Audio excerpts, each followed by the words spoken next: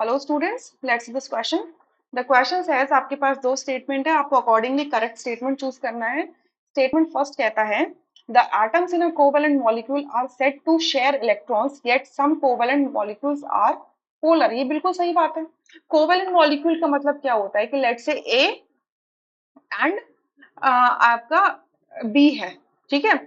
सो इन दोनों के पास अगर ये इलेक्ट्रॉन शेयर करते हैं, म्यूचुअली शेयर करते हैं, सो ये जो बॉन्ड बनता है इनके बीच में, इसको हम कहते हैं कोवेलेंट बॉन्ड, ठीक है।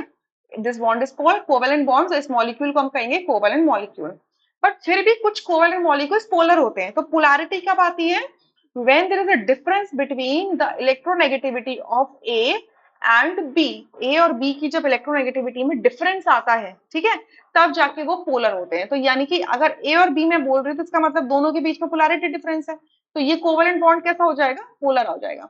बट अगर आपने ए और ए का बॉन्ड देखा जिसमें भी म्यूचुअल शेयरिंग से बना हुआ है, तो ये बॉन्ड कैसा होगा? नॉन पोलर होगा। नॉन पोलर, क्योंकि कोई भी इलेक्ट्रोनेगेटिविटी का डिफरेंस ही नहीं है यहाँ पर। सो ये कैसा हो जाएगा? Non polar covalent bond. ठीक है।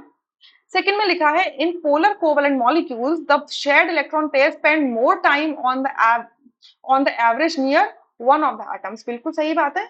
अब पोलर कोवेलेंट बॉन्ड कब बनता है? जब इलेक्ट्रोनेगेटिविटी का डिफरेंस होता है। इलेक्ट्रोनेगेटिविटी जिसकी हाई होगी वो शेयर्ड पेयर ऑफ इलेक्ट्रॉन को अपनी तरफ विड्रॉ करेगा, अपनी तरफ अट्रैक्ट करेगा। तो इसका मतलब ऑन एन एवरेज जो इलेक्ट्रॉन पेयर है वो ज्यादा टाइम आपके एक एटम पे बिताएगा और दूसरे पे कम बिताएगा। सो अकॉर्डिंगली आपका क्या होगा? वो पोलर बन जाएगा, ठीक है। सो दोनों ही स्टेटमेंट्स ट्रू है, इस वजह से ए ऑप्शन करेक्ट हो जाएगा, rest are incorrect. I hope you understood. Thank you.